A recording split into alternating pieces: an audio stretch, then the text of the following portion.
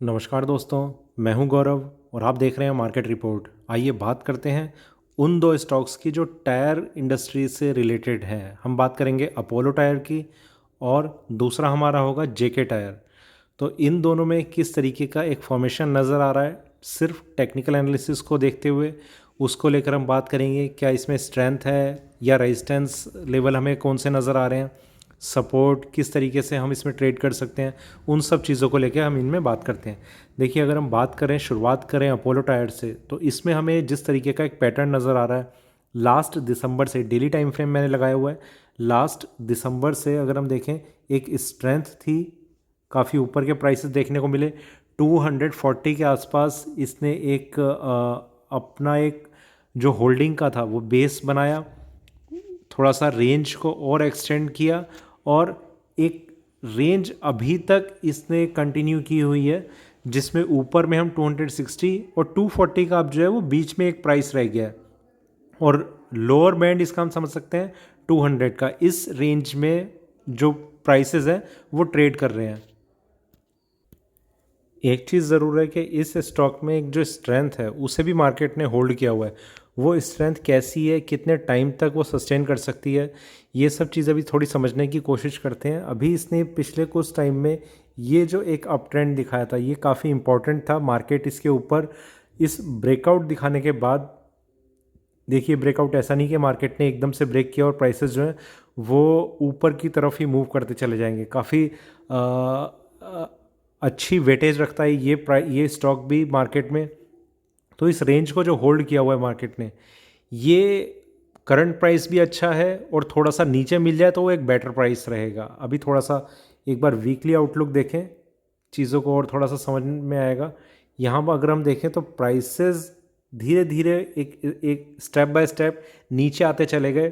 Pandemic के time काफ़ी एक अच्छी डाउनसाइड हमने देखी और उसके बाद एक स्ट्रेंथ बननी शुरू हुई। यहाँ पर इसमें एक ब्रेकआउट ऑलरेडी आ चुका था और तब से लेकर अभी तक, देखिए जब इतना लंबा टाइम फ्रेम हो तो हमें काफ़ी बड़े टाइम फ्रेम के लिए इसमें हम इन्वेस्ट करने का सोच सकते हैं। ऐसा नहीं है कि, देखिए रेंज इसकी ऐसी नहीं है कि आप इसमें आज ट्रेड कर रहे हैं और आप 10-15 दिन बाद ही सोचें कि आपको एक अच्छा प्रॉफिट मिल जाना चाहिए।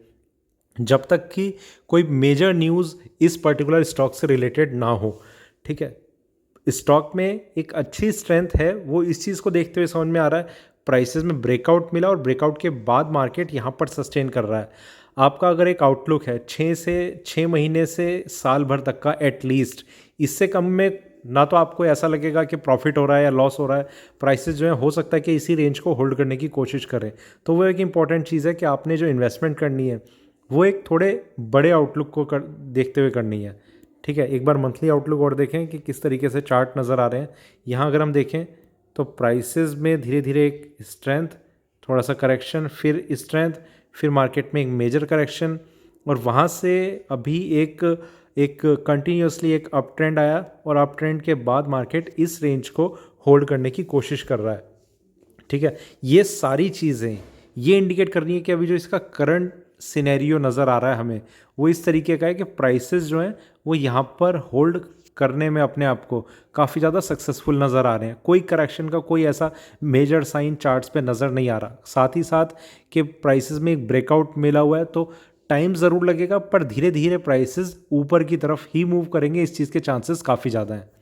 वापस चलते हैं थोड़ा सा डेली टाइम फ्रेम पे, वहाँ इसके सपोर्ट लेवल्स को हम डिस्कस करते हैं। देखिए रेजिस्टेंस मैं ये समझता हूँ कि जो हमने मंथली टाइम फ्रेम पे देखा, एक बार और वापस जाना पड़ रहा है मंथली टाइम फ्रेम पे, यहाँ पर जो इसका हाई प्राइस टच हुआ था 300 के ऊपर, यही इसमें एक रेजिस्टेंस है। इसके अलावा अभी कहीं पर कोई रेजिस्टेंस नज़र नहीं आ रहा।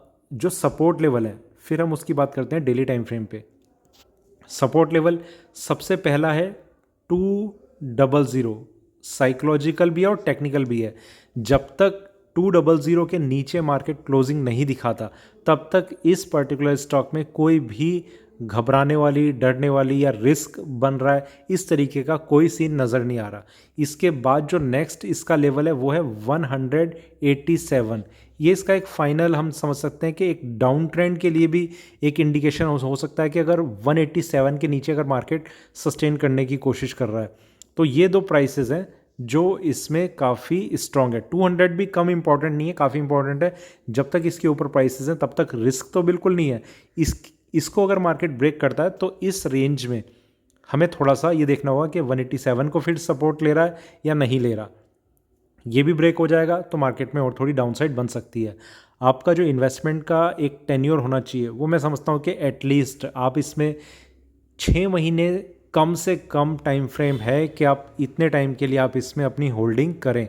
अदरवाइज़ ये एक शॉर्ट टर्म के लिए आप इस स्टॉक को ना समझें।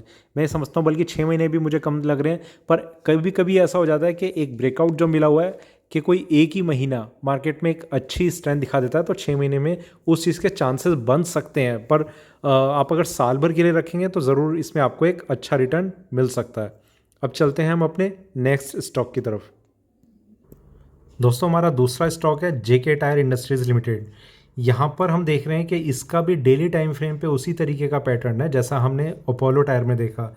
यहाँ पर भी पहले जो एक थोड़ी सी एक कंसोलिडेशन चल रही थी, उसके बाद एकदम से एक स्ट्रेंथ बनी और फिर मार्केट में धीरे धीरे एक कंसोलिडेशन तो बनी हुई है, पर इसमें जिस तरीके का पैटर्न है वो थोड़ा सा उससे अलग है। और यहाँ पर हम देख रहे हैं कि प्राइसेस जो हैं वो एक उस बॉक्स से ऊपर ऑलरेडी निकल चुके हैं और फिर अब इस रेंज को होल्ड कर रहे हैं। आगे कैसा रहना है कैसा नहीं उसको लेकर अभी हम थोड़ी सी बात करते हैं। एक बार वीकली टाइम फ्रेम पे नज़र डालते हैं। इस पर्टिकुलर स्टॉक को मैं पहले ही बता चुका हूँ, ये थोड़ा इस चीज़ से साइन मिलता है कि ये ट्रेंड लाइन पहले की ड्रॉ की हुई है, तब शायद यहाँ कहीं पर ब्रेकआउट आया होगा, तब डिस्कस किया होगा। इसमें बाइंग के अच्छी अपॉर्चुनिटी तब थी। देखिए कोई भी स्टॉक ऐसा नहीं कि बीच में हम कहीं पर भी एंटर कर लें। जो एक सही टाइम होता है वो उसमें एक ब्रेकआउट लेवल पे होता है। वो ब्रेकआउट लेवल जब मिला था तब एक अच्छा टाइम था। उसके बाद मार्केट ने ये जंप दिखाई है, फिर अभी यहाँ पर ट्रेड कर रहा है और काफ़ी अपने इस रीसेंट टाइम फ्रेम में अपने हाई पर ट्रेड कर रहा है। ठीक है, तो यहाँ पर भी वीकली टाइम फ्रेम पर भी देखिए दोनों स्टॉक में अपोलो टायर ले लो चाहे जेके टायर ले लो, दोनों में एक स्ट्रेंथ हमें नज़र आ रही है। ब्रेकआउट पहले ही उन्हें मिल चुका है और उस ब्रेकआउट के बाद भी मार्केट थोड़ा सा ऊपर ट्रेड कर रहा है। मंथली टाइम फ्रेम पे देखते हैं एक बार किस तरीके का नज़र आ रहा है। यहाँ अगर हम देखें तो सेम अपोलो टायर की तरीके से एक पैटर्न नज़र आ रहा है। यहाँ पर भी उसी तरीके की एक स्ट्रेंथ है जो हमने अपोलो टायर में देखी। तो आप देखेंगे कि एक सेक्टोरियल इंडेक्स जिस तरीके से मूव करता है, कोई भी हम ले लेते हैं सीमेंट शेयर्स हों, उनकी अगर उसमें कंपनी की कोई अपनी स्ट्रेंथ या अपनी वीकनेस नहीं है कि एकदम से कुछ कंपनी में कुछ घोटाला हो जाता है या फिर कुछ एक नए ऑर्डर मिल जाते हैं या फिर कुछ एक लाइसेंस किस चीज़ का मिल जाता है, तो ही उसमें एक एकदम से एक जंप आता है या फिर एक गिरावट आ जाती है। अदरवाइज़ जो सेक्टोरियल इंडेक्स है वो सारे के सारे स्टॉक को एक ही साइड में एक ही तरीके से मूव करता रहता है। थोड़ा बहुत इसमें फ़र्क ज़रूर हो जाता है कि कोई कम बढ़ा कोई ज़्यादा बढ़ा। अभी हम देख रहे हैं मूवमेंट एक तरीके की है, ट्रेंड एक तरीके का है, और यहाँ पर भी हमें उसी तरीके का एक ट्रेंड देखने को मिल रहा है। यहाँ पर बस एक चीज़ है कि जो कंसोलिडेशन है वो थोड़ी सी ज़्यादा बड़ी रेंज में है। अब हम वापस चलते हैं डेली टाइम फ्रेम पे। यहाँ डेली टाइम फ्रेम पे देखिए, अब हम इसमें अगर सपोर्ट की बात करें, देखिए बाइंग का लेवल जो करंट प्राइस है वो थोड़ा सा मुझे ज़्यादा महंगा लग रहा है। गलत नहीं लग रहा, महंगा लग रहा है। एक सही प्राइस मैं समझता हूँ 120 से 125 रुपए के बीच में अगर मिलता है तो वो थोड़ा सा ज़्यादा ठीक हो सकता है, जिसमें हम अगर थोड़ा सा ट्रेडिंग के तरीके से सोचें तो 111 रुपए का एक स्टॉप लॉस लगा के हम इसमें एंटर कर सकते हैं। अगर एंटर नहीं करना मतलब स्टॉप लॉस नहीं लगाना तो हम दूसरे तरीके से ट्रेड कर सकते हैं। यहाँ पर हमने पहली बाइंग करी, दूसरी बाइंग जो होगी हमारी वो 95 रुपीज़ को एक फाइनल स्टॉप लॉस लेके होगी। 95 भी देखिए अगर ब्रेक हो जाएगा तो मार्केट में एक डाउन साइड के चांसेस बन सकते हैं। तो 95 यहाँ पर हो जाएगा। इसके ऊपर जब तक प्राइसेस होल्ड कर रहे हैं तब तक प्राइसेस में एक स्ट्रेंथ जो है वो होल्ड रह सकती है। इस प्राइस पे, करंट प्राइस पे ये थोड़ा सा महंगा लग रहा है। इसके कंपैरेटिवली जो अपोलो टायर है वहाँ पर थोड़ी सी स्ट्रेंथ अच्छी लग रही है। प्राइसेस वहाँ पर थोड़ा सा एक देखिए, ये मैं और थोड़ा सा समझाता हूँ आपको। ये ए शेयर है, ये बी शेयर है। इसमें यहाँ तक अभी एक और अपसाइड हम एक्सपेक्ट कर रहे हैं। इसमें स्ट्रेंथ मतलब जो अपसाइड के लिए स्पेस है वो थोड़ी सी ज़्यादा है, तो इस पर्टिकुलर स्टॉक को चूज़ किया जाएगा। ये स्टॉक है अपोलो टायर। ठीक है।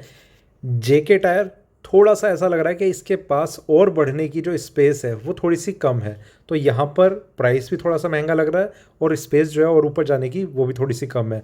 तो ये थोड़ा सा फ़र्क है, जो इन दोनों में अगर मैं कंपैरिजन करूँ तो अपोलो टायर थोड़ा सा ज़्यादा अच्छा नज़र आ रहा है। अदरवाइज़ जो ट्रेंड है वो ऑलमोस्ट सेम है। तो दोस्तों ये था मेरा जेके टायर अपोलो टायर पे अभी का वीडियो अच्छा लगे तो लाइक करें, शेयर करें, बने रहें मेरे साथ, देखते रहिए मार्केट रिपोर्ट। धन्यवाद।